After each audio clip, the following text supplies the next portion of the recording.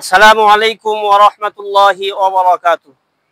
ইন্নাল হামদালিল্লাহ ওয়াসসালাতু ওয়াসসালামু আলা রাসূলিল্লাহ। কাছে কিংবা দূরে, দেশে কিংবা প্রবাসে, যে যেখান থেকে আমাদেরকে দেখছেন এবং শুনছেন, সবাইকে আন্তরিক ধন্যবাদ এবং মোবারকবাদ জানাচ্ছি। আজকে আমরা যে জায়গায় দাঁড়িয়ে কথা বলছি, এটা হচ্ছে কুমিল্লা শহরের প্রাণকেন্দ্রে অবস্থিত জামিয়া মাদানিয়া রওজাতুল উলুম মাদ্রাসা। এই মাদ্রাসাতে আসার পরে আমার কাছে মনে হয়েছে এটা একটি ব্যতিক্রম ধর্মী একটি শিক্ষা প্রতিষ্ঠান, একটি কওমি মাদ্রাসা।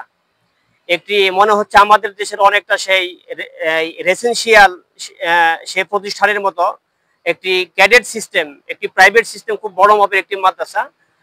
আমাদের দেশে তো কওমি মাদ্রাসার অভাব নাই, কিন্তু এটা অনেকটাই গুণে মানে সব দিক থেকেই আমার কাছে মনে হয়েছে ব্যতিক্রম ধর্মী একটি মাদ্রাসা।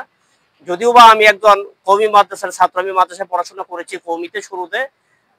তো এক কওমি মাদ্রাসা আসার পরে আমার কাছে ছাত্রদেরকে দেখে, এখানকার উস্তাদদেরকে দেখে আমার মনটা ভরে গেছে আলহামদুলিল্লাহ।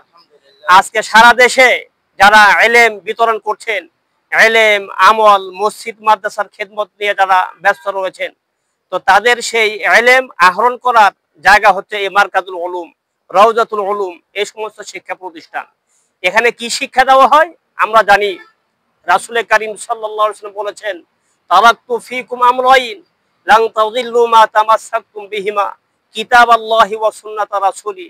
আল্লাহ রাসূল সাল্লাল্লাহু আলাইহি ওয়াসাল্লাম সাহাবীদেরকে সামনে নিয়ে বলেছিলেন, ও আমার সাহাবায়ে কেরাম, আমি তো চলে যাব, তোমাদের জন্য রেখে গেলাম দুইটি জিনিস। এই দুইটি জিনিসকে যারা আঁকড়িয়ে ধরবে তারা পথভ্রষ্ট হবে না, তারা গুমরাহ হবে না। একটা হচ্ছে মহাগ্রন্থ আল কোরআন, আর একটা হচ্ছে হাদিস। তো এই সমস্ত শিক্ষা প্রতিষ্ঠানে আল্লাহ রাব্বুল আলামিনের সেই মহাগ্রন্থ আল কোরআন শিক্ষা দেওয়া হয়, এবং এখানে রাসূল কারীম সাল্লাল্লাহু আলাইহি ওয়াসাল্লামের সেই হাদিসের বাণীগুলি এখানে শিক্ষা দেওয়া হয়।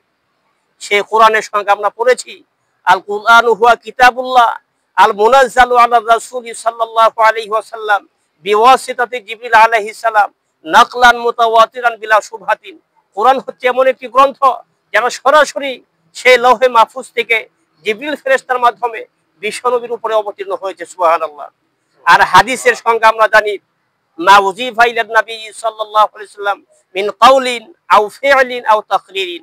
রাসূল কারীম সাল্লাল্লাহু আলাইহি ওয়াসাল্লাম নবুয়তের 23 বছর যে কাজগুলি করেছেন, যে কথাগুলি বলেছেন, সাহাবায়ে কেরামরা করেছেন, আল্লাহ রাসূল মৌন সম্মতি দিয়েছেন, এগুলো হচ্ছে হাদিস। তো সেই হাদিস, এখানে হাদিসের শিক্ষা দেওয়া হয়, কোরআনের শিক্ষা এখানকে দেওয়া হয়। আর কোরআন হাদিসের শিক্ষা এখান থেকে গ্রহণ করার মাধ্যমে এখানকার তালেবে ইলম সারা দেশে মসজিদে মাদ্রাসায় এভাবে তারা ইলমে দ্বীনের খেদমত দিয়ে তারা ব্যস্ত রয়েছে।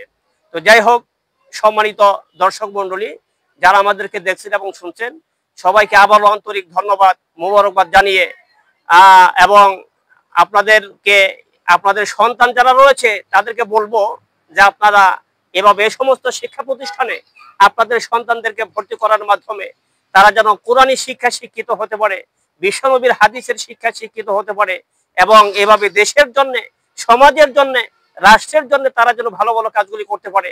এতটুকুন কথা বলেই আমাদের সংক্ষিপ্ত কথা শেষ করছি। আসসালামু আলাইকুম ওয়া রাহমাতুল্লাহি ওয়া বারাকাতুহু।